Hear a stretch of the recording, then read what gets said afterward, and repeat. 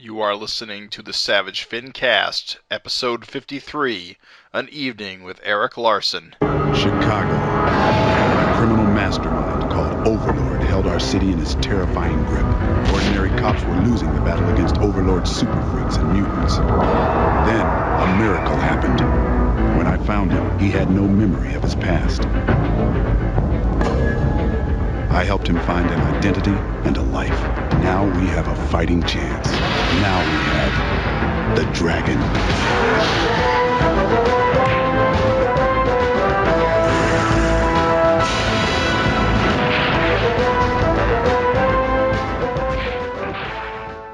This is the Savage FINcast.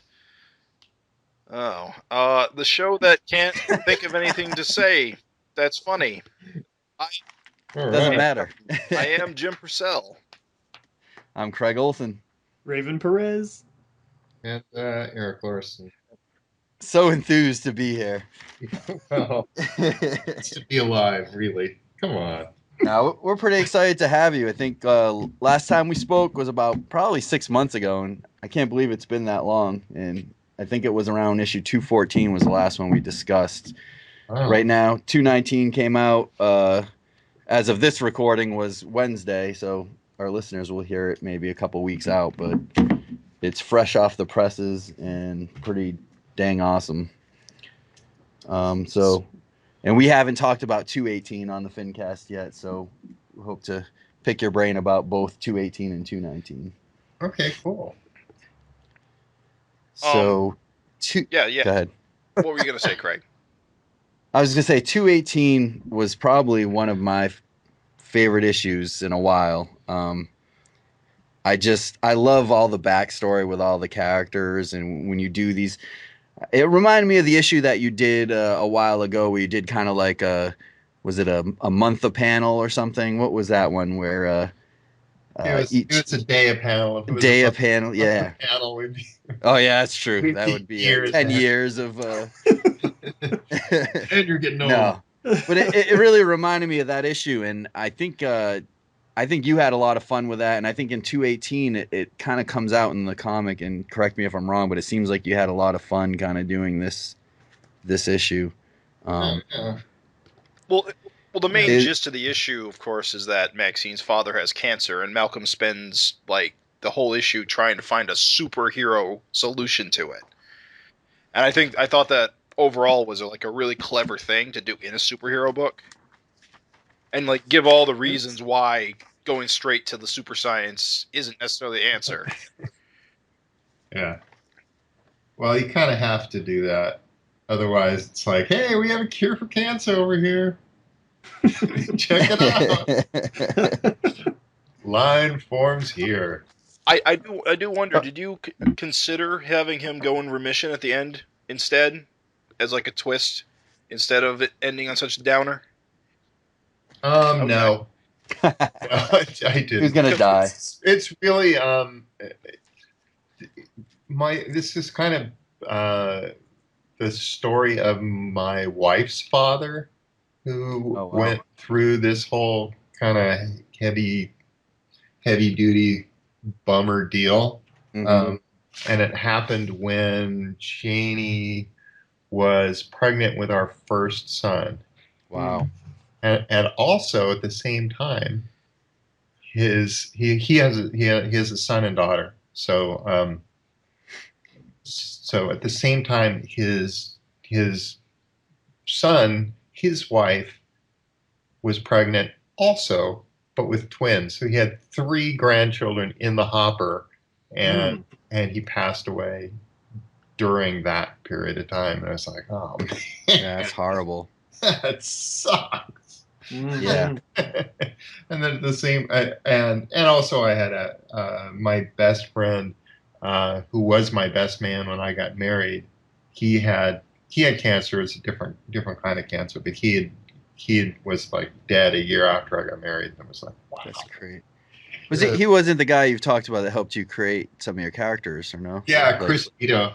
Killcat and. No, Killcat was a different guy. He was All right. Chris Vito was Star, Shrew, and Zeke. Oh wow. Contributions to So there we go. I mean, he had never actually drawn Star ever, but it was sort of an idea kind of thing we talked about. So whatever. That's pretty wild. Yeah. I could kind of tell. I know it sounds funny to say, but it was like, it's just that, how that sort of thing hits you. Also, I wanted to have there be some kind of death that appeared in the comic that wasn't as superhero related in a way, because it's like, normal stuff should happen too. People should still, fall down flights of stairs and twist their ankle and do just ordinary crap that people do that isn't superhero, It's like the regular stuff still goes on, and doing that kind of regular stuff kind of grounds it a little more in reality. Like, oh yeah, look at that. I have a cold too. Next issue, we're going to get a splash page of John Day tripping. Here we go. Oh. He's tripped many a time. I want to splash, though. The taxes issue. Gotta get those taxes together. No, but 218 was really fun. I really enjoy kind of like, I love all the action, but like maybe once in a while you treat us with like an issue like where you get a lot of the background story. We got to see a lot of guys we haven't seen in a while, like PJ and Amy, She-Dragon, some Vicious Circle goon, had that guy ever shown up? What's his name? Fleshblight. Fleshblight. Where do you come up with these names? It's no good sort. I mean, it's usually there's some terrible pun or terrible play on words. All right. That guy got hell from the other goons. They called him Fleshlight. Yeah, I think most of these guys, in my own mind, it's some wise ass is just naming them. Just I'm going to curse you with this. It's never like a name that you choose for yourself. It's just sort of like, he's some kind of Hulk. It's that sort of thing. Oh man, he's some kind of. He's really butt ugly. You know what I'm saying? He's butt ugly. Oh yeah, that's right. I should become butt ugly. But I'm saying butt.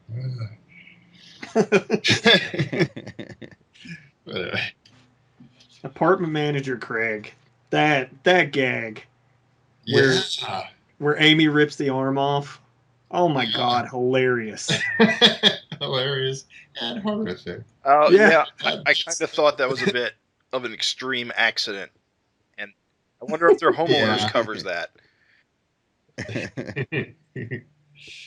Fun times, huh? It's just too funny. The kids are really a kind of a good comedic kind of break every time you see them doing something. I forget which issue it was, and there was it 216, I think, when they're like just basically ripping the clothes off of everybody. Smashing melons in the market. Yeah, I mean, all that stuff like that wouldn't work. That wouldn't work at all. That's not the physics of any of this stuff. And it's like, yeah, but it's funnier if it is. But on the other hand, it's so true compared to like, other comics. If you had these super strong kids that, were just, babies, they would just be totally destroying everything.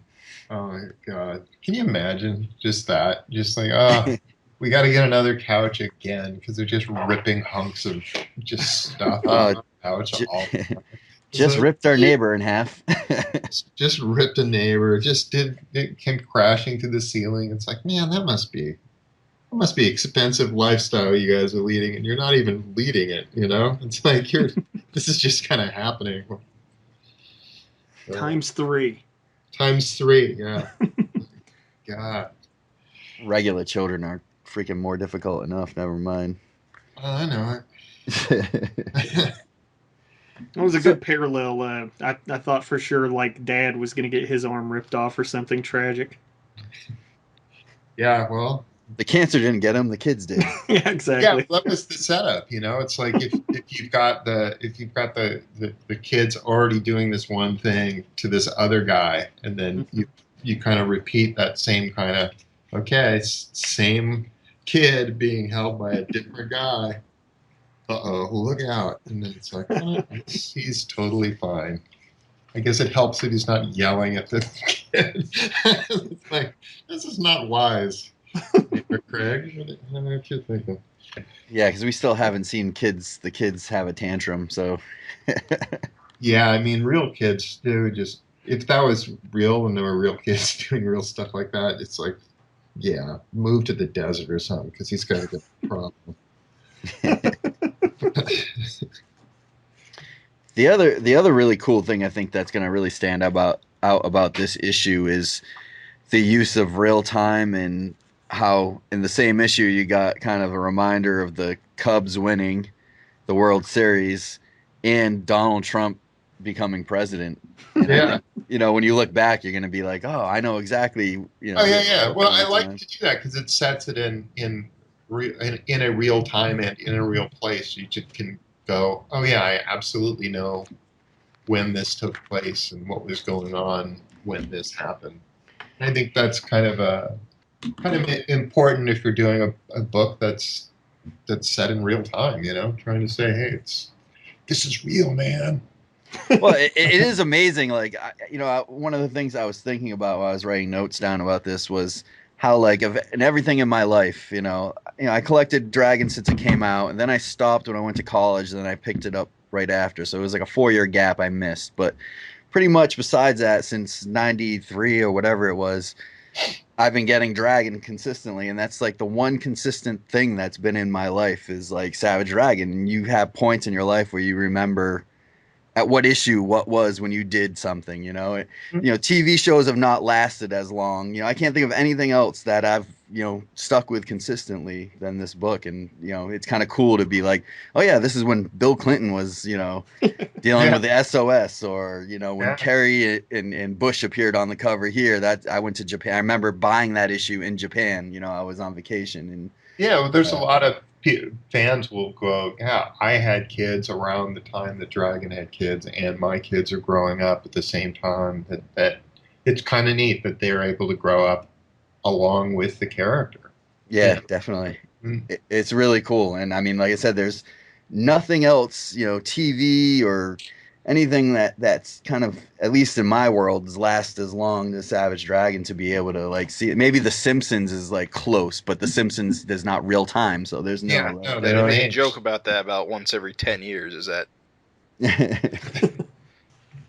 Yeah, you could watch an episode of Simpsons now or an episode that's 20 years old, and you can't tell from really where it's from. Besides, they have guest characters or something like that. But just love how tiny you made Trump's hands. They look just like the shrunken Malcolm hand at the beginning of the issue.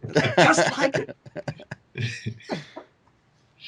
And the coloring is so funny on his face. He even got the little pail underneath the eye bags. Pail. Yeah. Perfect. Too funny. I'm kind of a dick there. Sorry, fans of, but. Do you get much backlash about taking a stance? No, not a lot. There'll be people who will, on Facebook will say something. In terms of letters, I pretty much print every letter I get at this point. So yeah. So what you see is what you get, right? Well, it seems like the letters pages, you've been getting more letters recently. I don't know if that's just because you've been printing more, or they seem. Yeah, it comes and goes. There'll be issues that just get 2 or 3 letters, and then there'll be issues which suddenly get a bunch. Like 217 got almost no mail. It was really, really quiet. And then 218, because of just got a bunch. Just because it's like, oh, we give a crap about this one, Well, I could see it. 218. Honestly, I think a lot of people really enjoyed this issue. It just clicked on every level. I'm surprised about 217 though, because you got the guest stars. I know, and you would think, because sales went up for that one because we kind of tied it as, hey, it's a crossover. You got to get both. So, but yeah, it didn't. So, oh well. Gotta say, I was surprised that the mighty one kicked the bucket so fast and was so easy to kill. Or was he? Or was he? Yeah, we always run through the hypotheticals. Like, it's a knife. That's the thing with a lot of the deaths. I mean, really, unless you're seeing a corpse, which is really dead, then, it's like, hey, a mountain came down on somebody. Yeah, but really? But he's dead. he was stabbed through the chest. So, and a mountain was dropped on him. Yeah, and he then broke his mountain hat was in dropped. half. You can't not much Yeah. going about the hat. Plus, I mean, yeah, once the hat goes, it's just a matter of time. His magical skull hat. But So I'm curious. These Tales of the Siberian Snowtroopers, were those in the back issue project, or were these something else? no, those are old, right? Those are ancient. That was like, I'm kind of surprised that they held up as well as they did. But yeah, I did those when I was like 20. like 20 or 21. It was like a long time ago. I just barely had started doing comics, and Robin Snyder was packaging various things for Renegade Press, which had spun off from Cerebus. Kind of his wife started publishing stuff and had taken all the non-Cerebus stuff when those two split, and they'd started up Renegade Press, and then Robin Snyder, when he had a falling out with some publisher, came over and started publishing through her, and it was just, we need a page to fill in here, a page to fill in there, and he had a couple of these scripts that Jim Stenstrom had written, and they were sitting around, and I drew those, way long time ago, and they were just recently colored, and just in the book like that. It's like, God, these kind of look the same as my crappy cartooning when I'm doing it now. So I guess that part hasn't really changed. They kind of make you think of Will Eisner. I don't know. All right. Okay. I'll take what I can get, man. Did you color these? I did not. Was it Adam Pruitt? Or? Yeah. It was. I think he colored it. Yeah. It looks like your style, like how you would color your. Yeah, he did a good job with it. So yeah, the old timey look is perfect for it. Yeah, it does, and it kind of hides the crude charm of it all. I love how the second strip has no drawings whatsoever. It's just word bubbles. Yeah. Yeah. When I flipped, I was like, "What the? Oh." Yeah. What about that talented up and comer you put on the back cover? I know. Oh, Lord. That's pretty great. Oh Lord. Don't do that, Purcell. Yeah. I don't know whatever became of that guy, but man. He died in a Taco Bell bathroom. That's what I'm told. Obviously, incredibly humbling, much appreciated. Totally 150% flipped my lid. And when I like, I had no idea. Like, nobody said shit to me. So when I get it, I was like, I get that last page and have like a little mini cardiac. I'm like, ripping the back covers off all the ones in the shop. Well, the funny thing is that Brandon Carr, actually, who got a strip in the funny section, so he was sort of like, people always, like Simon Malit does it too to me. They'd be like, "Hey, buddy, guess who's in Savage Dragon this month?" And I'm like, "You, I guess." Like, is that what you're telling me? You are? Yeah. When are you gonna do something? I'm like, I don't know. What are you trying to say? But like, Brandon was bragging on me, and I was like, "Oh yeah." Look at the back cover, Jack. Tell you what, I'm really enjoying Nikos's colors recently, and I don't know how far back he's been doing this, but with like the color gradients, almost like I don't know what you would call it, but it's got that kind of like paint looking great. I'm not an artist, to the fills. Yeah. I think it looks awesome. It makes the artwork pop. I like what you guys are doing with that. Yeah, cool. Well, I was gonna. Oops, sorry. Go ahead. That's all right, whatever. I can hear myself talk all day long. Let's listen to you. I was actually going to stroke your ego, man. All right. The Cool. weird, the sort of scribbly weird shading, like on Malcolm's like bed sheet and stuff. Like that stuff's cool and feels kind of weird and different. Craig's pants legs got it too. Like Yeah. that's kind of an interesting, kind of a different. I don't know. Looks different. I dig it. Yeah, I'm constantly trying to find something. You know, it's like looking at different stuff and trying to experiment and try different things out and see what works and see what doesn't. And I don't know. I'm all over the map on this stuff. I think that's what makes it enjoyable, though, because you look at something like 218 and might look different than 215. And I mean, as a fan that follows it tightly, I think like 215, you had some pages where you really slapped on the thick inks on the close up of like Malcolm's faces, and I'm sure if you don't have the issue in front of you, you don't remember, and then like other panels used real thin inks, and I think it's pretty cool. It's nice to see like the different. I'm still trying styles. to find my style, man. Which is amazing to me 220 issues later. It is weird, but I still kind of get that sense like, oh man, I just don't feel like I've found my voice yet. It's well, like, come on, get with it.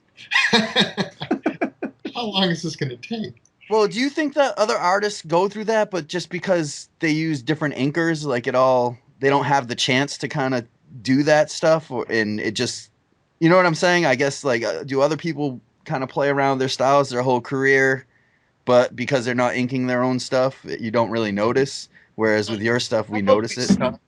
It's also different, just depending on how you're working.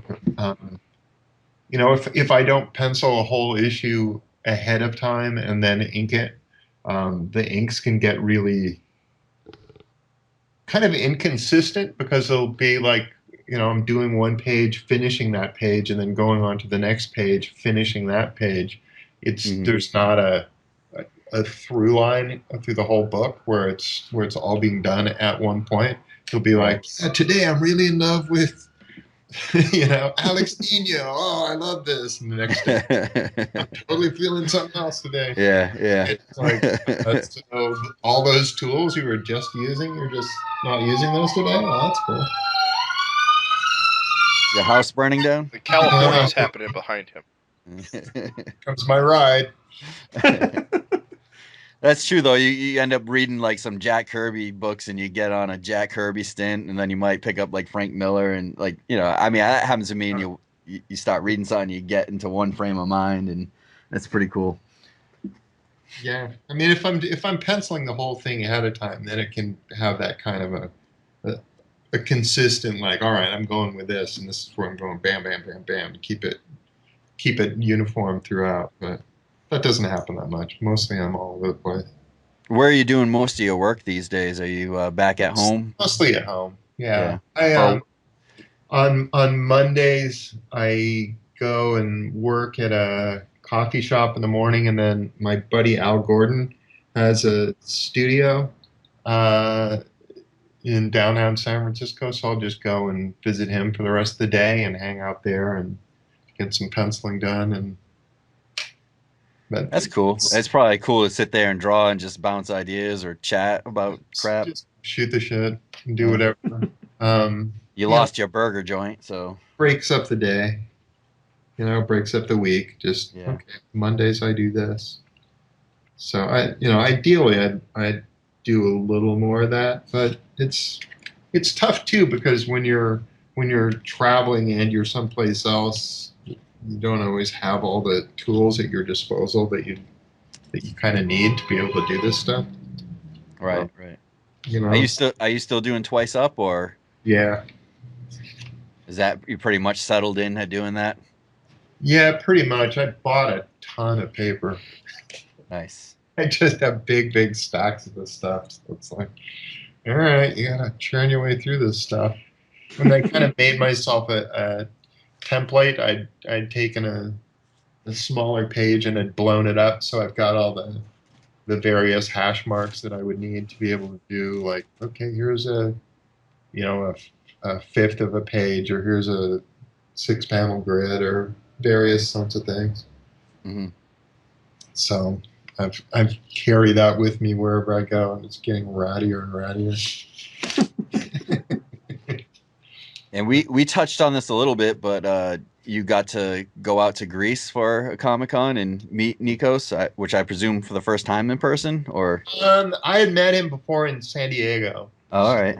But that was before we had worked together. So I had met him, and he had given me some samples of his work at that point. So it was penciling and inking and coloring samples. He does the full thing. And for the listener, we're talking about Nikos Koutsis, right? Is that how you pronounce it? The colorist? I'll just say yes. Because I don't know any better. A lone tear runs down Nikos' cheek. Oops. So how was Greece? How was the Comic-Con? I didn't even realize they really, I guess because Nikos is into it, but I didn't know that there was a huge fan base for American comics over there. It's interesting to go from place to place. I mean, it been hit economically pretty hard, so it wasn't like one of those shows where there's a million people going, "Oh, I need a commission, because most people are like, yeah, I can't afford that, man. Yeah. So, but it's just, such a beautiful country and great people, and you're hanging out, and just the way things are, it's can be kind of different from what you're used to. So it's like, look, I'm sitting here, I've brought along work, I'm drawing comics, and I'm drinking a beer while I'm doing it. It's like, well, that's cool. Right there on the con floor. Yeah, sure. Yeah, it's like, oh, that's a great way of doing things. Oh, that's awesome. Yeah, I've been to France just a month or two earlier, and there was the same kind of like, yeah, do whatever, man. People are walking around with drinks in their hand, buying comics, and or sitting there drawing or whatever. And I bring my work with me when I go to these shows, so I'm sitting there, if I'm not doing commissions, and I'm working on pages. And so a lot of the stuff you've seen in some of these will be pages that were being either drawn in a hotel room or drawn at the actual convention. Nice. So I know you said that you attend those cons at this point pretty much just based on invitation. Is that right? Yeah, that's pretty much how it's always been. Okay. So that just hasn't changed. But it's like there's people will ask me like, hey, how come you don't go to this show or that? And it's like, well, I don't want to. It's expensive to fly myself in and put myself up and buy a table and do all this stuff. It's like, look, if you guys want me showing up, here's what I need. I need a table, I need this, I need that. And it's, fly me in there and look, we can make this happen. But if it's not, then, I don't need this. I don't need this. I got work to do. Yeah, you're an established guy. At times, like I stopped going to San Diego just because just on a financial basis, it just wasn't worthwhile. Yeah. Because there's a million other artists there, and and most of the people who come to that show are there for Hollywood. Yeah, definitely. Right. And it's like, so I'm going there, I'm showing up, I'm ending up making, a few $100s, but I spent $2,000 to make that few $100s. So that wasn't really a very worthwhile thing, economically. Right. It's happening for the fans too. I stopped going to a lot that, like, Philadelphia had the Wizard World and it turned to all Hollywood or TV, and it's like, well, why am I paying $30 and there's not a good selection of vendors for me to buy anything? I don't want some wrestler's autograph or it is you got to find the ones, like Baltimore is really good. The ones that just focus on comics and heroes. Yeah, it's just, they're not comic book conventions. They're pop culture conventions most of the time, and it's just not worth it. Yeah, and what's and for the people who are into that is awesome that those definitely exist. Right. and it's like, more power to you. But for me to be making that kind of a trip, something's got to work, Yeah. in the case of going to Greece, that something is they'll fly my wife, and Yeah. it's Plus, it's overseas somewhere you might have not ever been. It's pretty cool, and it's like a mini vacation. yeah, yeah. So it is cool. It's like, yeah, this is all right. I thought I did see at one point you were signed up for like an India Comic Con, but I think you backed Yeah, out. we actually bailed on that, and I that's the first and only convention I've ever um, not gone to, and it just came down to the news at the time. It's gotten super polluted over there, and I was Oh, reading really? this news story where they're like, yeah, being in India is like being in this area that you're going to. It's like smoking 45 cigarettes a day, and it's like, Oh, Jesus. I don't even smoke one. That's quite the habit to jump into right away out of the gate. So Yeah. yeah, I mean, and plus when I'm going international, I want them to, hey, fly my wife. She wants to go. Yeah, right. That's part of going. Is get a little vacation out of the deal. This will be fun. And so, she's like, yeah, let's not do this. This sounds terrible. And so we unfortunately had to bail on it. But It's pretty wild though to get invited to all these kind of places. yeah, no, it's pretty neat. And in some cases, you kind of wonder, what's the thought process here? Do these people even know my work at all? What would they be familiar Spider-Man's with? popular everywhere. I guess, but how long ago did I do Spider-Man? That was, 25 years ago. That's a long period of time to still be hanging in there going, no, this guy's cool. A lot of those things are timeless though. I mean, people would still love to have John Romita or, anyone, that's been an iconic artist of Spider-Man. I think recently we just kind of talked on Facebook because there was a comicbook.com or whatever it was, CBR story about 10 top Spider-Man artists, and I think you were like number 6. So, I mean, it's people don't forget that stuff, But on top of that, you're a founding, father of Image Comics, and Image Comics is huge too. Yeah, I think image awareness is like bigger than ever.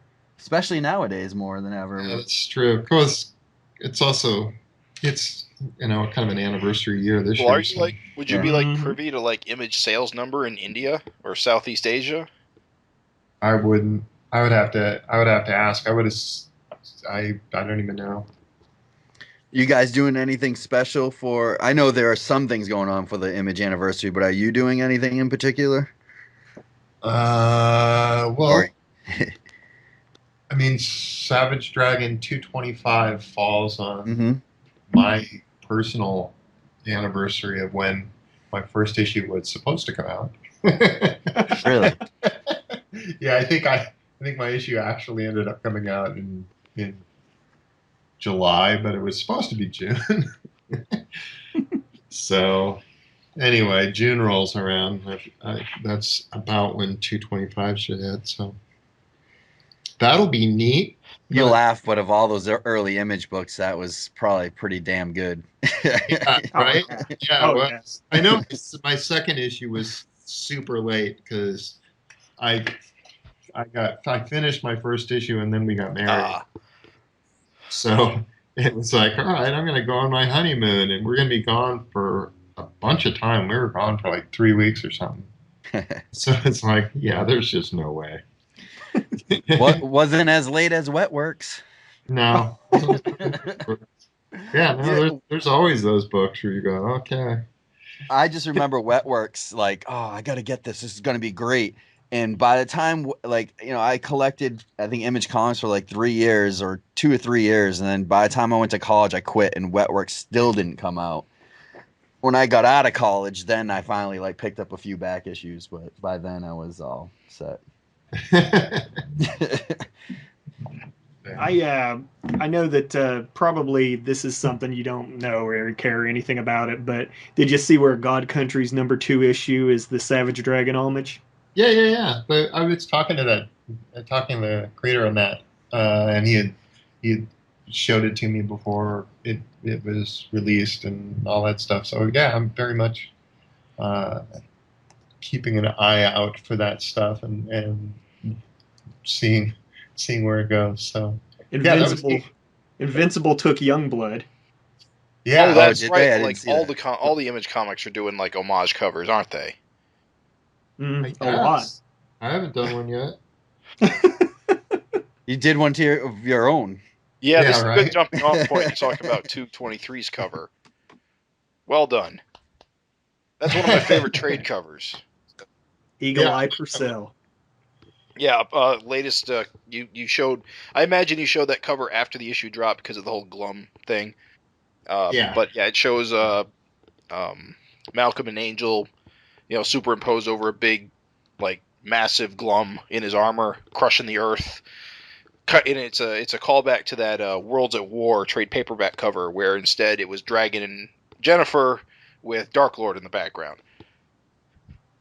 Yeah, great. It's a really good cover. I think it was one of the first new trades that I ever bought that had just come out. Yeah, that cover was really great, and it's great to kind of see its composition again.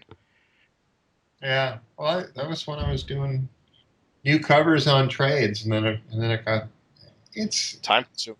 I'm always kind of torn on those because I don't really want to make people feel like they've got to get a trade if they've been buying the book on a regular basis. It's like, should I be putting in all this extra, like, hey, look, there's new pages and there's this and there's that. It's like, man, don't do it. I can't help it though. I need those new pages. I need it. Yeah, well, I've done it. I know you have. I own them all. But I don't like to do that. I think I have. I stopped with the paperbacks, but I have probably Savage Dragon #1 in like 8 different formats. Well, I believe it. Yeah, I did that one a bunch. And now it's like, oh, now it's black and white. Oh, yeah. It's black and white with whatever. Here's the hardcover with the slip-in sheet there, and here's the signed one, and here's the black and white one, and here's the 99-cent version one, and here's the newsstand version with the UPC. Yeah, they got it. Those have got different covers. It's funny because I always was like, I'll never do that. And then as soon as I finished my collection, because I finally got all the individual issues, I was just sort of like, oh shit, what do I spend my money on now? And it has so creeped into my life. I'm just like buying up variants of Savage Dragon and stuff. Hey, I was gonna ask you, we mentioned Invincible a little while ago. When did you find out about Invincible ending? Did Robert tell you separately, or did you find out when everybody else did? And what was your? I heard before. Yeah. Okay. Did Robert talk to you, or kind of bounce it off you, or did he? How did you hear about it? I mean, mostly it was I don't remember if I heard it from him or if I heard it from Eric Stevenson, but it might have been from Robert. And it's just, he just kind of told me what was going on, told me what the situation was. I mean, it's just where Corey's wouldn't be able to jump back on the book and make it be monthly.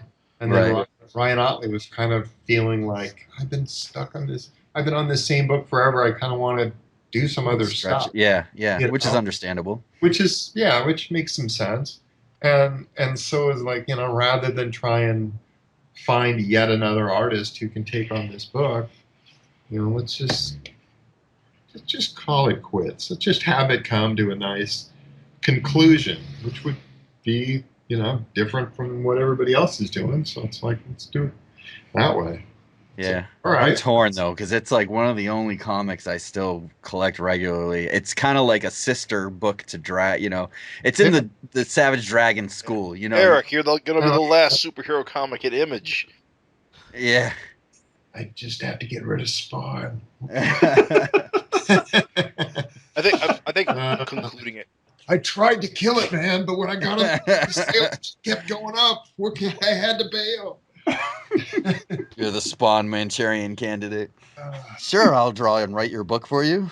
I think it's unfortunate Invincible is ending, but I do think that ending it is better than only like 4 or 5 issues coming out a year in the end. Yeah. Well, I've done that. I've done that myself, you know. See, I'm in the other school. I'd rather just have Invincible keep going, but it's cool. I just think it has too many plot threads going on to wrap up in 12 issues. It just seems rushed, but we'll see. Yeah. Well, he's fairly methodical about it, so I think he'll get it. I'm not sure where it ends or how it ends or whatever. It's like, is this character still going to be around? Right. Could he drop by somebody else's book if that would be awesome. That would be fantastic. But I don't know where he's leaving it yet. I guess I'll talk to him, before we get there. But I am disappointed that he's not getting a new artist because he has a knack of finding guys that can draw. I'll tell you. Yeah, that's true. He's had a good run on it. And Otley is amazing. I was just gonna say Otley. Like, I can't wait to see what he's gonna be on next because that kid can draw, man. He when he first started, he was kind of like, it looked like he was trying to clone Cory Walker, and it was a little shaky. And then when he just kind of caught on, just got better, and it's like he's really incredible. That was the best gore in comics. He really can draw. I think almost anything. Yeah. It's been awesome to have that consistency, and that's what I'm gonna miss. I had Savage Dragon. You always know what you're gonna get. Invincible, you always knew what you were gonna get. Who the writer was gonna be and the artist is gonna be. And you don't have that much in comics anymore. You don't have creator-owned comics that go beyond issue 12 much anymore. Yeah. Sigh. Yeah. I feel the same. I'm glad that there are some, books that come out there you can go, okay, well, whew, at least Saga's still going on. At least right. Still got the same people, Mm-hmm. Yes. And there's a few of them that are like that where you just go, okay, all right. Do you know what Otley's moving on to next? Has he said anything or? I don't know. It hasn't. Nothing has been announced as far as I am aware. I think he just kind of wants to jump around for a while and just. I didn't know if he was going to stick with Image or jump to the. I think part of it is wanting to do some of those iconic characters he grew up as a kid. Yeah, definitely. That sort it's of stuff. time to dominate one of the big two and really getting great. But I could see him doing a run on Spider-Man or a run on, any number of those books and doing a great job with it. Yeah, because he can turn them around too. Yeah. Well, yeah. Well, I don't know. I mean, it might also be a thing where he's sitting there going, I've been doing this book monthly for a long time.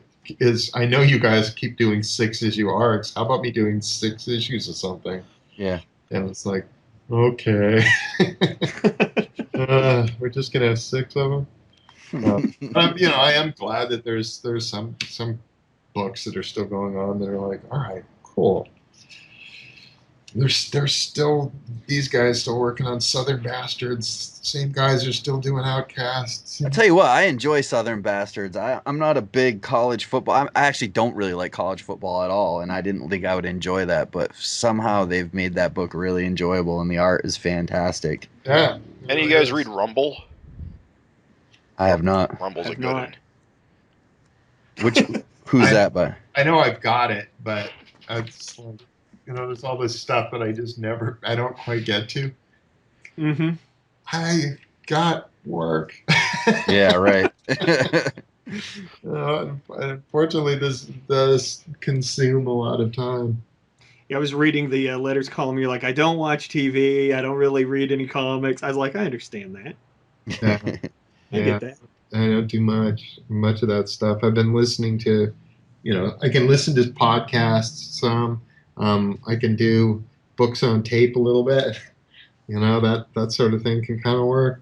But any TV show that requires really paying attention, that's why I tough. put wrestling on the background when I do it stuff. I can't listen to books on tape at work because I'll listen to it and then I'll zone out and then I'll have to rewind and I just drive myself crazy by constantly rewinding. Just does not work for me. Well, it has to be something I don't care about if I miss it. So a podcast would probably work. Like, you could zone in and out, but a book, podcast and music. yeah. So can we talk a little bit about 219? I don't want to take up all your time tonight, but I do want to talk about that issue because it just came out and it is awesome and Glum is in it and Glum is good. Glum. It was freaking awesome. It's in high form. Love the 6-panel grids. I always like when you do that. It just it leaves a lot of room for a lot of action. I'm not sure how that goes over, because I think for some people it's like, oh man, it looks so old fashioned. I think it's fine as long as you do stuff like on page 3 after the splash page, where you make that 2 panels into 1 panel for that 1 splash or image. Yeah, I mean, as long as you don't make it strict 6 panels, I think it's great. I don't know. I could go 6 panels all day long with a splash here and there because it just leaves room for so much action and so much stuff to happen. It just looks neat, and it looks neat. It's visually, it's appealing to me. I don't know. I second that. I think it reads clean, and considering how much action you had, I just think it's fucking awesome for action. It works pretty well. I could do that all the time, but at some points, I just feel like just because I've heard from enough people over the years, like, oh yeah, I hate it when comics, they look so old. It's like, all right, god damn it, it's like I kind of wish I could find something that it's like that is way fun to do and works for everybody else at the same time, but it doesn't seem to be something that works for everybody. So whatever, I'll just keep screwing around and having fun with it. Well, you can tell you had a lot of fun with this. My God, who is the lawyer? Who is Glum's lawyer based on? Just that face. Yeah, that can't just come out of nowhere. That has to be based on something. Oh no, that just came out of nowhere. Are you kidding me? So hideous. He looks like a Richard Nixon kind of look. Yeah, it's. I actually, that's funny you said that, Raven, because when I saw that panel again, I was writing kind of notes before the podcast. I was like, he's got to have a picture from a magazine or something he's based that off of. That's like some enemy. Yeah. I was just making shit up. So throw this ugly bastard in the book. Yeah, this bastard showed up. Did you ever think that Glum would evolve into the bad guy he has in Savage Dragon? On our fan page on Facebook, we kind of did a poll, and granted, it was only 30 people that kind of polled in it, but I was surprised to see Glum kind of win that poll over guys like Dark Lord and Overlord. And maybe it's just because he's, it's that time where he's in it now and he's fresh. But and it's recent. But he really is an evil little bastard. I think it's more just that he's been in over 100 issues, where all the others less so. Or that's true. He's probably been the most consistently featured kind of character of all the major bad guys. No, that's true. Yeah, I guess. I mean, Overlord keeps showing up, but it's always like a different dude. It's like, it's like, Well, it's weird because Glum still feels like a relatively new character because he showed up, so late in the series. Which is not late in the series anymore. It's like 120 issues. Yeah, holy crap. Yeah, and then he first showed up as that planet. It was just like this grimacing planet. Yeah, he kept kind of earlier. That looked a lot like either Hellboy or Hercules knee pads when you first saw him. Yeah. I mean, the first time you see him as the planet, it's a lot more flexible and expressionist. It's got more range of expression than he later does. But that was kind of where when I came to creating that character, that's where it kind of sprang from, was that one evil planet that I'd drawn. And then he started off in like your comic strip phase when you were. Yeah. He was the Hobbes to Angel's Calvin. It almost seemed like it was just going to be like a one issue kind of throwaway character, just set up a gag, and he managed to stick around.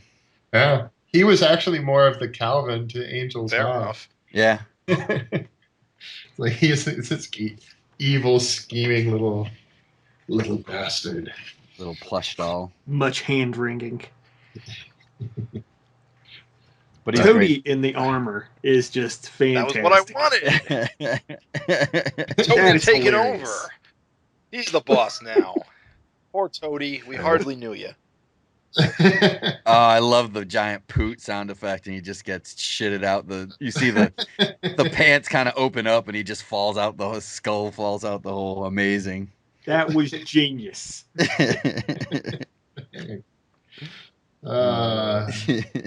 Yeah, poor guy. He was living the life for a while. He was living the life, and then it's like then you had to jump into that armor, and that's what did it. Let's talk about Mr. Glum's little 2-piece, 3-piece suit here. I love how he actually decides he needs to dress up to be in court like that. They probably made him dress up like that. You gotta be running around shirtless, little guy. I mean, after it's the thing. The way I work is I'll plot it all out, and then I'll draw it, and then I'll script it all afterward. When I was scripting it, I was like, God damn, how bad I could write it so this guy could talk his way out of this thing. It wouldn't have had. Well, you want to know what's crazy? He was actually making a pretty good argument before his suit showed up. Because well, here's what you got to prove: you got to A, prove magic exists, prove the God gun existed. Because I mean, maybe everyone did just decide they wanted to be his slaves. Can you prove they didn't? Yeah, right. And there's no evidence. The God gun's gone. That's true. Yeah, I mean, who would think that you'd need to save the scraps of that forever? Although they must be somewhere, right? I would assume. Could somebody piece that back together again? Could you please? I know this is ridiculously tiny, but he was just talking about the jury being morons. And opposite of the page where they very first begin Glum's trial, it's like the fourth panel down. The juror with the orange spike hair and the stripy shirt just looks like such a rube, even from behind. I was just laughing at his stringy dumb hair. What page? What are you talking about? Which? So you got Toady on the left saying it's payback time. Yeah. And then on the right hand, it begins Glum's trial. Go down to the fourth panel. Just look at that guy, just the back of his head with his orange bangs, just shooting forward. Jesus. Oh, okay. The chubby guy. Yeah, when I saw it, I was just like, what a dullard. Perfect. There you go. Just got to get that guy on my side. Exactly. I was thinking that'll be the guy that at the end of the comic is not guilty. There you go. I didn't even notice that. Oh, it's too good. So in classic fashion, during this whole fight scene between Malcolm, Angel, Dragon, Glum, every moment they come in contact, I'm afraid somebody's going to die. Oh, I know, bro. I know. Yeah. And one of my... And then they didn't die, huh? That's actually the surprise of this issue is Glum gets away. One of my favorite things that Erik does is when there's a crowd, and he's done it a few times. It just looks amazing when everyone's screaming and running in panic, and you get kind of close up, and it's kind of like a Kirby thing, I guess, where the guy's half his face with his mouth screaming, and his eyes wide open. Right. Everyone's just running in panic. It's such a great visual. I love that. It's such a cool thing to look at. Gotta mean the Choom panel, right? Yeah, Choom, the one where just punches Malcolm across the room. Some dude in the bottom gnawing on the panel. Yeah, I love it. It's so good. Old man dragon, love it. Love that he just like gets. And it's funny is to think that like he's the one that can get the drop on Glum. Like Malcolm just gets swatted away like nothing. Yeah, there you go. And honestly, this can be Malcolm's book now, but I always get a charge out of seeing Dragon show back up. It's so great. Whenever you have an issue where he's kind of not so much just the talking heads, but when he gets in action, like the other time when he was out and went to the Vicious Circle bar. But it's always just cool to see him come back out and fight alongside Malcolm. It's really tough to have him be in an issue because he's so charismatic. Yeah, he just owns it. He's such a he's got such a presence to him that it's like when he shows up, it's like, oh it's man, it's like Captain America. He shows up, he just kind of steals the thunder of everyone around you. Yeah, even skinny and all, I don't care. Yeah. I think skinny old dragon kicks ass. I know somebody's like, I hate skinny dragon. I was like, it's cool, man. It's cool that he's old and skinny. He's old and skinny. He's not that old. What is he, like 50? 40 something? 54. Okay. Yeah, I mean he's my age, so I just there's certain characters in the book that I just go, okay, this is going to be set on this real person's real age, so I can just kind of keep track of where they're at and what's going on. So Dragon's always been me, and then Jennifer was just minus 10 years, but because she's been frozen solid for 17 years. She could be any age. She could be, it's like, well, yeah, what's going on there? But various characters are like that. Will just be, okay, I'm going to use this real person's real birth date that I'm aware of so that when they turn this age, that other character I know is now this age, that sort of thing. So makes it easy. Malcolm is approximately my son Joe's age. He's like 6 months older than Joe. And then Angel is my son Christopher's age. So I can just kind of, all right, she's 22 now. He's 22, she's 22. That sort of thing. But it's hard to keep track of just all the various characters. Every now and then it's like, oh yeah, shit.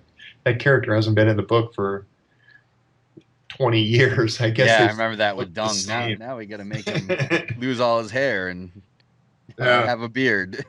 Yeah, let's do something like, John Day endures. He's always the timeless John Day. Well, it was a great issue. I mean, a lot of action, and it's kind of cool to be like, all right, Mr. Glum is back on the loose now. Yeah, that's what I wanted to do, is just get him back out there. So it's like, maybe he'll go reform the Vicious Circle. I can have him be. Well, I haven't really touched on them in a little bit. I'm assuming there's still members that Dart didn't slaughter in a pile. Well, there was the one guy in the sewer, the flesh blight guy.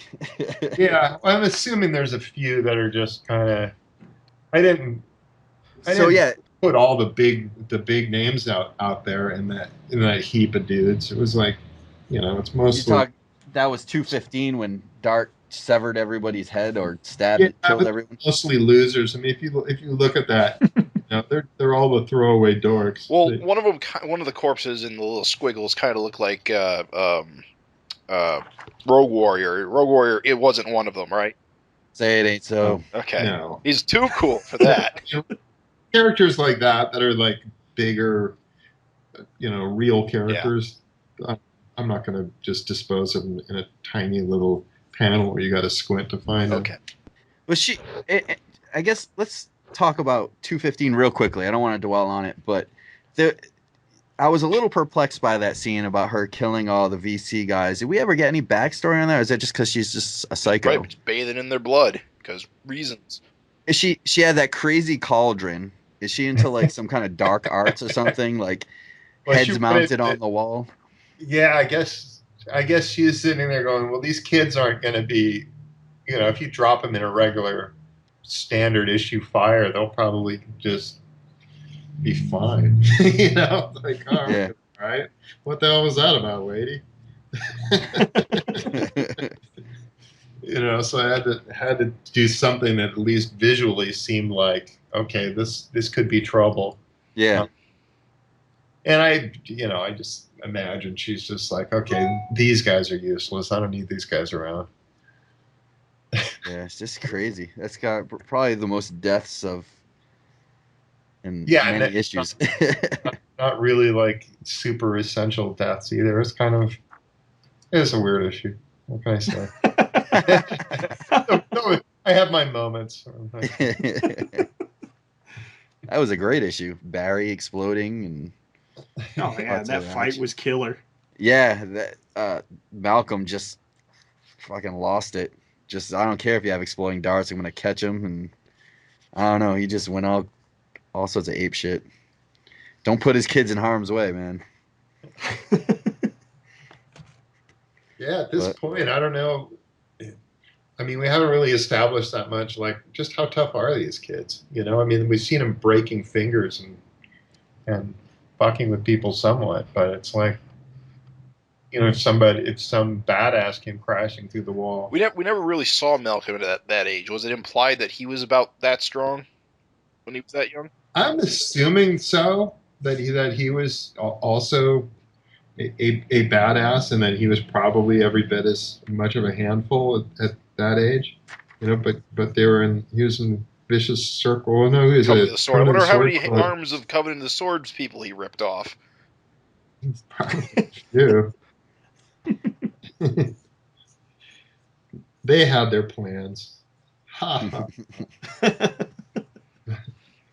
Sorry, guys. That's kind of a group that disappeared with the other universe. Yeah, it did, and I don't know. It kind of never felt. I never felt like I should be using them that much because it seemed more. I mean, Keith Giffen came up with them. I see. Oh, okay. And it felt was that like with Super Patriot or? Yeah, and so it kind of felt like, well, these aren't really my dudes. Yeah, I can see that. There's certain characters like that I just kind of am just shying away from a little bit. It makes sense. Yeah, it makes sense. Mm. Yeah, just assume that without Dark Lord's guidance, he just kind of dissolved away. Yeah, I'm supposing that something goes on, but I've got there'll be stuff, characters. I got plans. God damn it. Yeah. Fun times ahead. Do you think in terms of a year, or I think didn't you say you're kind of just sort of playing it here by issue? You still have to think somewhat ahead because you have to solicit, a few issues ahead all the time, and so there's constantly well, I want to get to this place by this and this place by that, and the kids will be 2 years old by this point, and just have a residual awareness of where things are and what things are going to be. I skipped Christmas this time. And it's like, okay, well, they're still pretty young, probably would be pretty blissfully unaware of Christmas. Yeah. Mm-hmm. So I didn't really feel like I needed to go, well, let's do a Christmas issue where the kids can just be knocking over a tree, because I already did a knocking over a tree in one of those catching up issues. Right, you did. That's right. In the almost like issue or two before, you had done that already. Yeah, I kind of ran through a few months there pretty quick. And a lot of it, I just don't want it to seem like it's super redundant too, because a lot of the kid gags can get to be like, all right, they're gonna screw something else up again. There they go again, those wacky mouth dragon kids. Yeah, it's like how many ceilings can you crash through, and how many tables can you break, or sofas can you destroy, or supermarkets can you fuck up? Eventually it's just like, all right, this is essentially the same gag again, only in a different location. So maybe we don't dwell on them a lot until they're a little more capable of doing Well, something. they're already talking, so they're getting on. Yeah, they're getting on. They're official birth date is what, September or So something? they're 1.5, give or take. Yeah, so they're 1.5, give or take. So it's like, okay, they're getting to a point where they should be walking. It's like, holy crap. Now we're in real trouble. Yeah, they're getting teeth and saying words and all kinds of stuff. Saying words and stuff. I'm interested to see if you're gonna make like the one kid that's what's her name's Tiara. not Tiara. Oh, God. Huh? Jackson. Super strong. God, why am I having a brain fart? He's got it on both sides, doesn't he? Jack. He's got. Yeah, Jack's got both sides. There's no reason. Like Angel's son is Jack. Right. That's it. Yeah. To be fair. Jack. So yeah, is he gonna be Jackson? Depending on super strong. Is Angel? Has it been said or shown that Angel is stronger than Malcolm, or? It hasn't really been stated outright. Because Jennifer was stronger than Dragon, right? But also, Angel's strength didn't kick in until she was going through puberty. But Jennifer's didn't kick in until she was much older, pretty much ordinary. So, is Jack suddenly going to reach puberty and just be like jacked? Completely out of control, like, oh, I could lift up a car yesterday, now I can lift up a city. Please let there be city lifting. Be so awesome. Splash page 2 up. And then it's, eventually it'll be, okay, now whose book is it going to become now? That sort of thing. So. And we haven't seen if any of them have inherited the lightning powers either. No, none of them have. Which would be... They won't. Remember, he was freaked out at the time. Freak out. Oh, okay. Yeah, you're right. Yeah, so he was that deliberate? Yes. Gotcha. Yeah, I wanted Malcolm to be able to have his own unique power that differentiated himself from his dad, and then I want the kids to be able to be different from that. And Jack will be Zeke level strong. Yeah, and Jack will be crazy, and I don't know what I'm going to do with the other two. I'll figure it. I got time. This nice thing. Just be like the Ninja Turtles. Just take one arm off, make one half cyborg. I could do that. Yeah, I mean, give an eye patch to one. No, I'm just kidding. I could do. You can do any number of things, really. Once piss off all your fans who don't think that things will ever return back to normal. No, I mean, at this point too, they're 1/4 dragon rather than half. That's true. So, with each step, it's a little more diluted. Yeah. So it's like, all right, well, what does that mean? I do think it was pretty ingenious for you to kind of make the dragon type characters all different shades of green, which kind of helps, between. Yeah. It makes sense, and it kind of helps. Yeah, it helps. I mean, I really pushed them pretty far too. So it's like, all right, this one's going to be really bright green, and this one's going to be really. They're pretty different. Oh yeah. It is confusing with Nikos. Oh yeah, because you can't really tell in the pencils which baby is which. In the black and white, it's not super easy. So at this point, it's like, all right, so Jack is always going to be wearing a striped shirt. And he's probably got all these like sticky notes on. Amy's always going to be wearing a dress, so That's right. Plus, like facially, Amy's pretty different, just because her eyes look really different. But yeah, even so, it's like, holy crap, man! It's tough to keep it all straight. Cool. Did we have any questions from the listeners? Let me pull that back up. We only really had one actual question because it sort of deviated into self-homage discussion. Okay. Oh, yeah. Do you have that question? No, I said I'm pulling it up, and I appear to have lost it. Ah, I got a time dead air. filler for you. Found it. I gotta ask. Let you do your thing, and then I'll ask later. So, oh yes, issue 225, which we did talk about earlier. A Arbin Hazza was asking if the lead story may be longer than usual. Probably too far in advance to even guess at that. Maybe. Likely.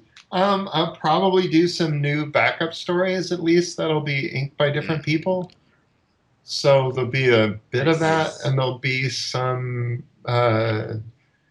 dropping in of older stuff and different stuff. I know we're talking about coloring the very first Dragon story, Graphic Fantasy 1.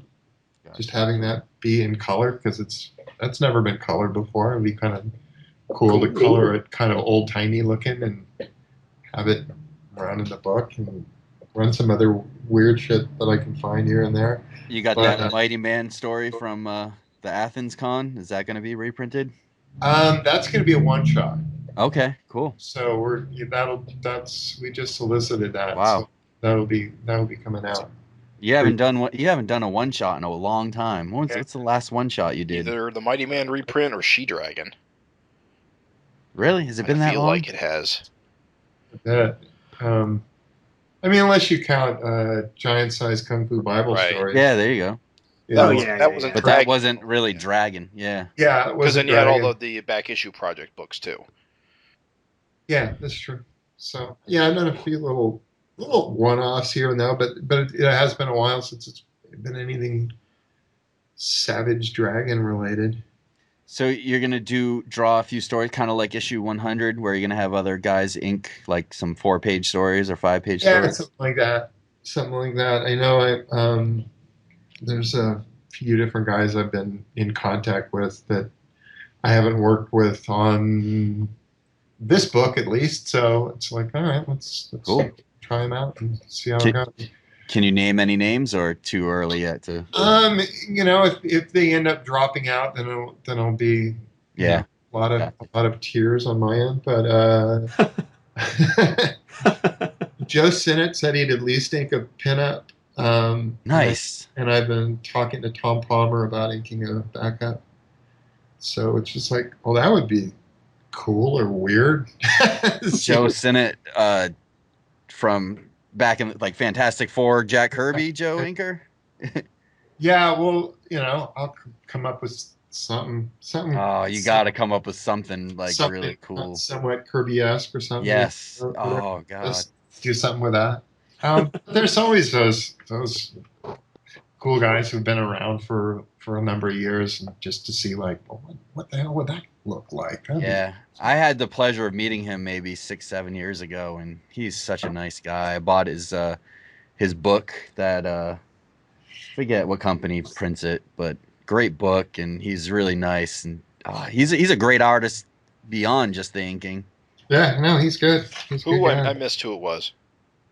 Joe Sinnott. Okay, doesn't ring a bell.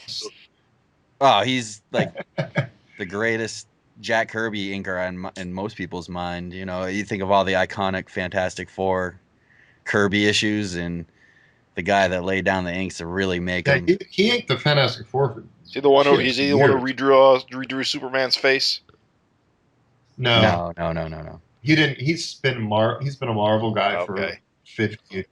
If you think of years.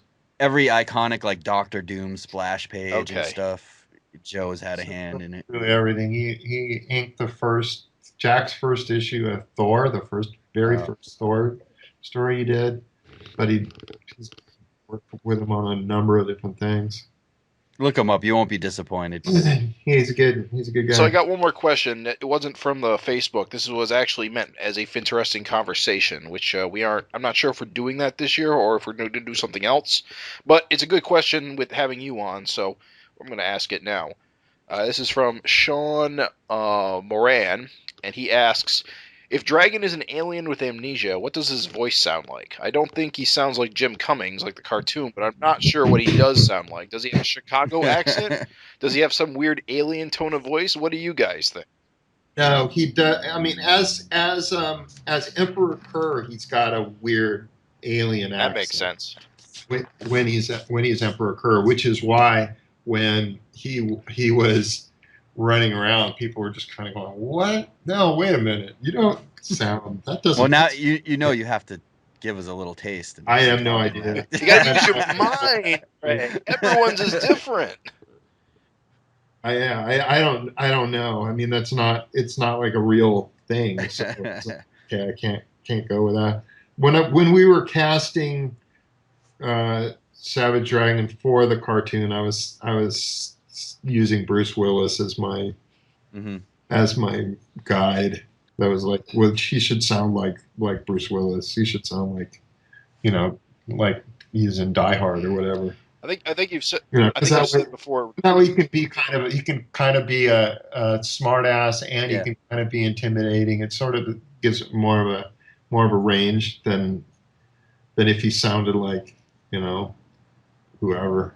A lot of people, they don't have much of a range to their voices, and they can't do much with their voice. He's able to do a little bit more than that. So it's like, all right, he can be intimidating and he can be funny. So yeah, that's what I get that.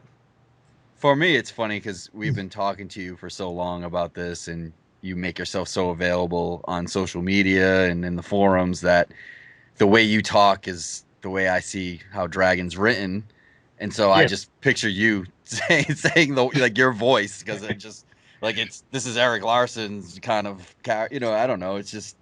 Yeah, I mean, it comes out as you. Malcolm, totally different. Like, I think that's very awesome how you can switch gears and change your main character to somebody who, to me, doesn't resemble how Dragon acts at all. He's almost a 180 of Dragon. Yeah, I mean, it's like one guy you think of as a savage Dragon, and then Malcolm's just like, oh, he seems like a good kid. Yeah. I'd let him watch my kid, sure. Seems like he's all right. Like Maxine's the smart ass, and he's kind of like the adult in the room, whereas Dad was a womanizer. He's, he's got to be coerced into having a threesome. Yeah. Is that deliberate too? Just so, so someone's not saying, "Oh, it's just a Savage Dragon." Yeah, I definitely wanted them to speak with a different voice, because again, it just becomes redundant. Otherwise, it's like, well, why are you doing this if they're just going to be the same guy? Right. It's like, if you're going to do that, then just keep it the same dude. Just have it be like every other comic book. If they're just going to, and then I'm going to have a kid, and the kid's going to be just like me, and everything's going to stay the same forever. It'll be awesome. Well, and the other thing that I really commend you on is you've got a character that's got green skin, a fin, and a cop suit, and yet you can tell the difference between the two. I mean, obviously Malcolm's half black, and the way Dragon's drawn, he is alien, but he's got Caucasian features.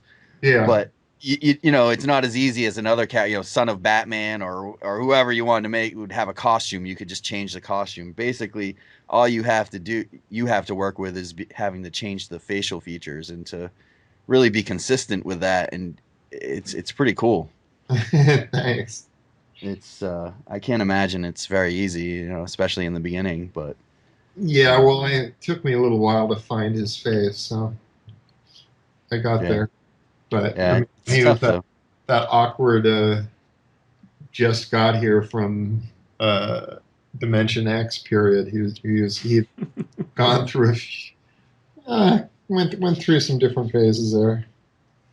So yeah, it's been interesting and fun to play with this stuff, and some of these characters' faces are super flexible. Mm-hmm. And like Angel will go from being pretty cartoony sometimes to being pretty not cartoony. Mm-hmm. And I still will do that on occasion. I'll give her a big, like the Charlie Brown scream. Yeah, that big Charlie Brown. yelling at somebody. You know? But I like that. I like that. You know, I used to get a bunch of manga before manga was available in English. I couldn't read it, but I just liked the cartooning of it. Yeah. And I liked that you would have characters that would just go from being super straight to suddenly having crazy cartoon faces. Sure. It's like, oh, this is a lot of fun. I'd like to be able to incorporate some aspects of this into my own work. And really, isn't that what cartooning is all about? You have these different tools. It doesn't have to be reality. So yeah, absolutely. You know, we do tend, people just tend to go, okay, well, this is how this is supposed to be. And especially now, it seems like a lot of guys are doing fairly photorealistic kind of stuff. And it's like, where I can see reality everywhere. Yeah. You know, it's like, and a lot better too. Cool drawings, where you're trying something different and doing something unusual with it. It's like, can we get back to doing a little more of that? Because that'd be neat. Yeah, I mean, Iron Man looks great in the movies, but in the comics, do we 80s Iron Man, versus nowadays Iron Man? I can't imagine being an artist having to draw that crap. It's like, it looks so much smoother. Just give the guy some boots and, just give him the smooth, shiny legs and arms, and just give him some, boots and a helmet. And yeah, I think a lot of these characters have been redesigned to the point where they're just no goddamn fun to draw. You're like, wow, that's a chore. Can I just leave that part to the inker? Is that all right? Has anyone ever asked you to do like a Iron Man commission? I don't think I've ever seen you do one. Yeah, I know. I'll do just whatever the ones in my head. Usually they're flexible enough that they'll let me do whatever the hell. It's like nobody says, "Oh, can you draw me Thor in his current armor?" It's well, I think some of these younger people now don't know Iron Man other than his super high-tech, fancy armor, Yeah, but that's not the one I know.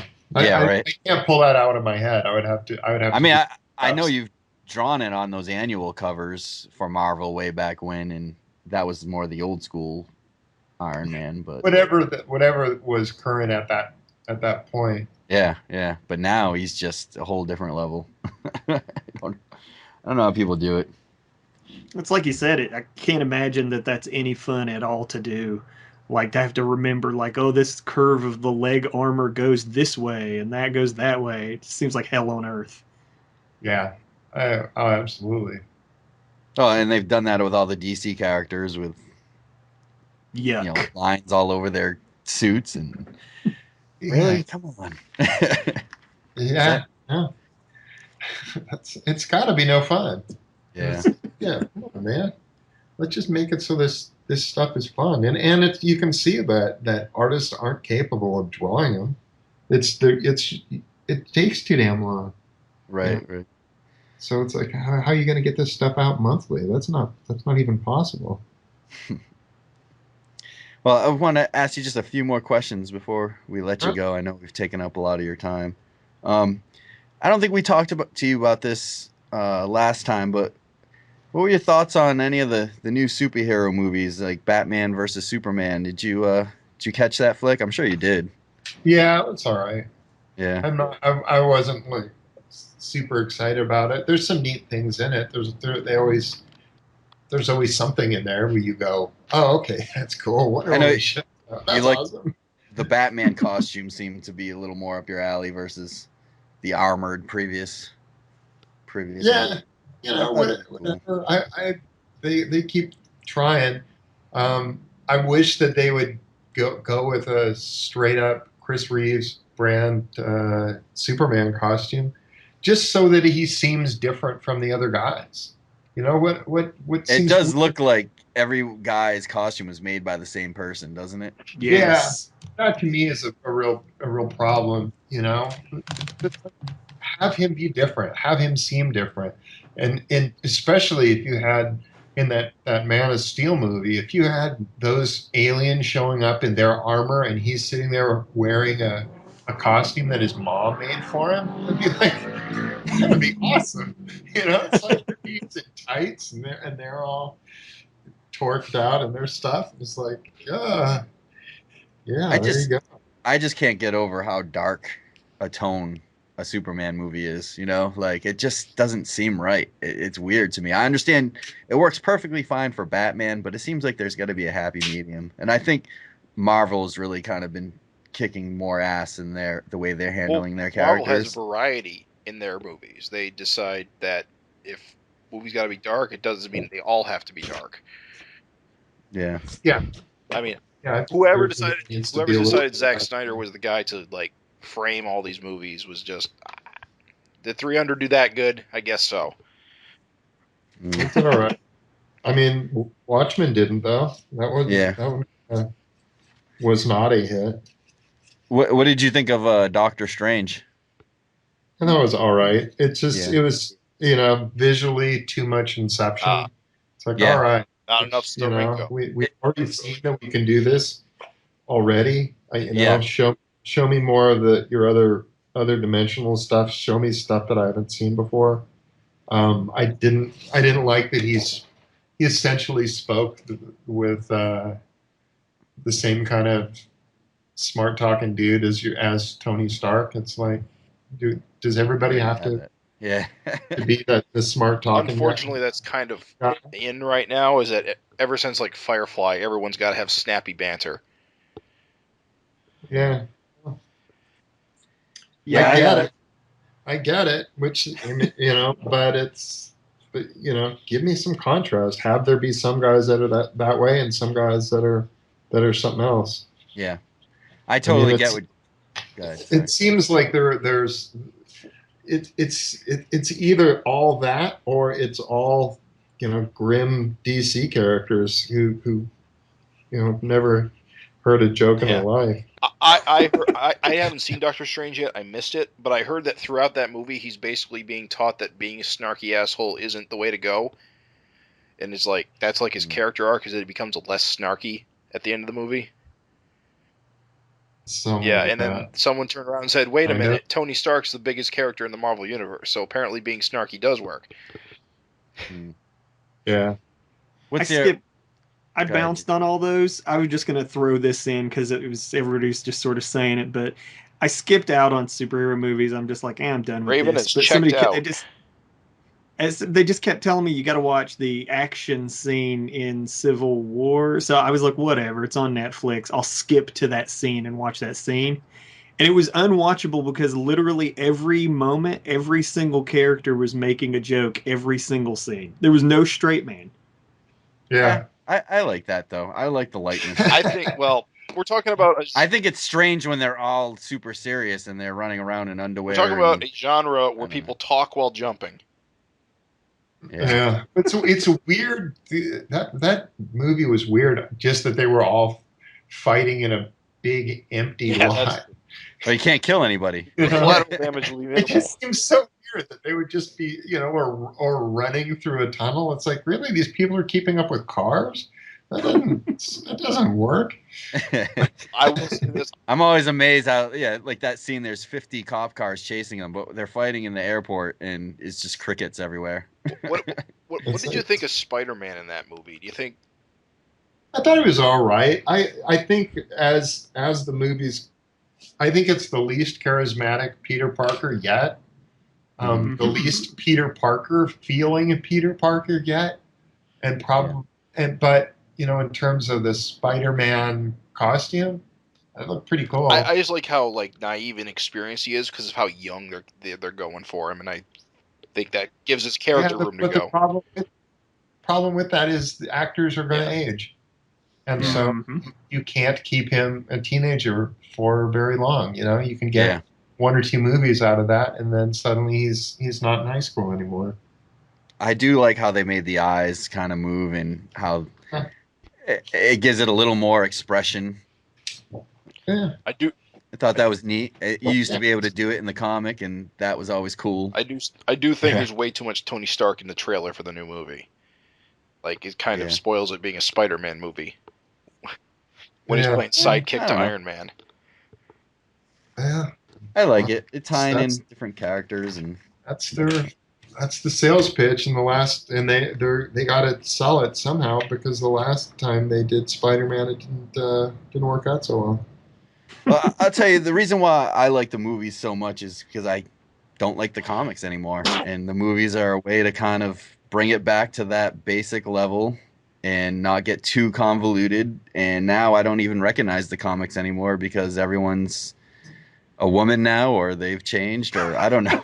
Like, I just don't get it. I don't understand why everything's got to change. Man, But, superheroes yeah, and who comics knows? have changed forever. This is like the 90s all over again. I mean, they'll all be back to normal in 15 years. Hashtag Craig's a sexist. I am. Yeah, this will be on the Mary Sue website next. I'm going to be Remember when banished Tony, by remember when Twitter. Tony Stark was made a kid and Captain America was like, Yeah, all that stuff. Nothing lasts. Yeah, but Yeah. those all lasted like 3 or 4 issues. Like, why does everyone have to be a female character now? well, Or why do they have to not be? I don't know. I'm one of those people who likes the more diversity thing. I don't mind, Fine but make a new character. What I would prefer that they would do is just make up a new character. I Well, mean, when you say character, you mean new superhero, right? Not because they are new characters. It's just they're wearing the costumes of the old. yeah, New superhero. I think there's value in legacy make a characters, but superhero. maybe not in corporate comics like that. yeah, whatever. Yeah. I'll make some new guys. Anyway, hey, Gavin Higginbotham, your editor, the other day came up with a cool little factoid. He said something like you had created over 800 plus characters over the timeline of Savage Dragon. That's Holy a pretty shit. incredible And number. he killed 799 of them. Well, we gotta look into seeing if there's like a Guinness Book of World Records. Like, I did a quick search on most thing is, characters. a lot of those characters I wouldn't even qualify as characters because they're just guys who are Throwaway. little head, little face. They don't have any speaking parts to Yeah. to really Okay. hang out on. There's nothing you can really They're elaborate just there on. to fill a very room much. and then fill a grave. Yeah. But at So- the same time, Carmela Toe, come on, that's genius. That's too funny, dude. I bet you there's a handful of fans though that we could pick out at least 400. Easy. Yeah, there you go. Listen, guys, it's getting to be dinner time. around Okay, here, sounds so good. I'm gonna need Yeah. to vamoose. Sorry Well, to say. that's Well, thank that's you for your fine. time, Eric. It's always great to have you on and just pick your brain. Sure.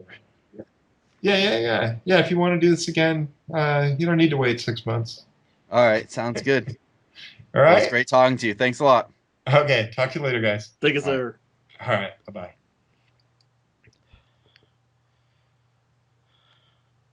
This is the Savage FINcast, the show that transitions from interviews Awkwardly.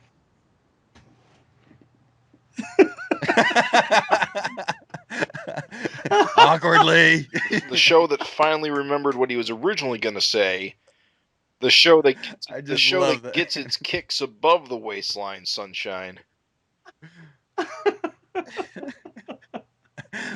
just love how he said awkwardly. Please in the keep background. that. Please keep that. We're in the still show. recording, it goes in. It's beautiful. So just no, it's great having Eric on. He tells us we can have him on any time, but it's just so special when you wait. We're still doing that awkward thing, Yeah. right?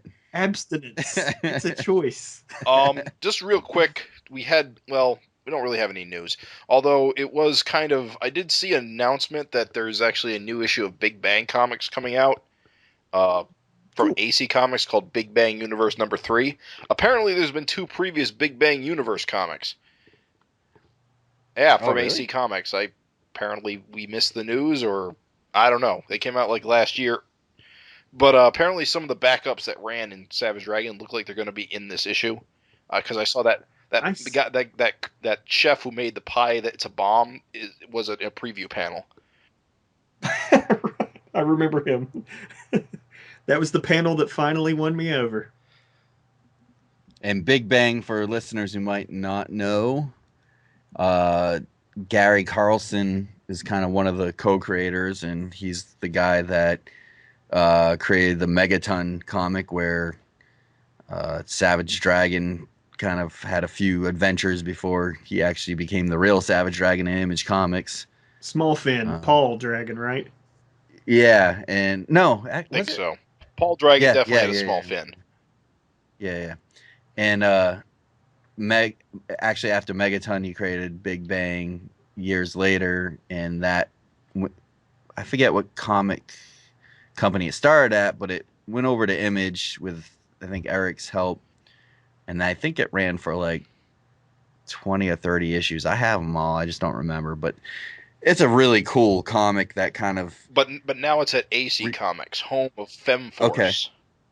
Okay, but they do the whole like golden age, or actually for a while they went through all the different ages, and they make these really kind of stereotypical like golden age characters or knockoffs of Batman or whatever. But they're really fun, really cool. So this new issue is an 80-page giant. Looks like it costs $10, being solicited in May 2017 through AC Comics. In the back of previews, what am I seeing here? Looks like there's a variant cover by an artist named Ron Williams, and a regular cover that kind of looks like a classic Silver Age Superman cover, because apparently Ultiman is kind of the star of this issue. Okay. Right, who's there like Superman. Very cool. We'll have to keep an eye out on that. When is it supposed to come out? It says solicited for May, so May. Is that when the new? What's the new solicitations out? Like this? Is it May for like when you can order?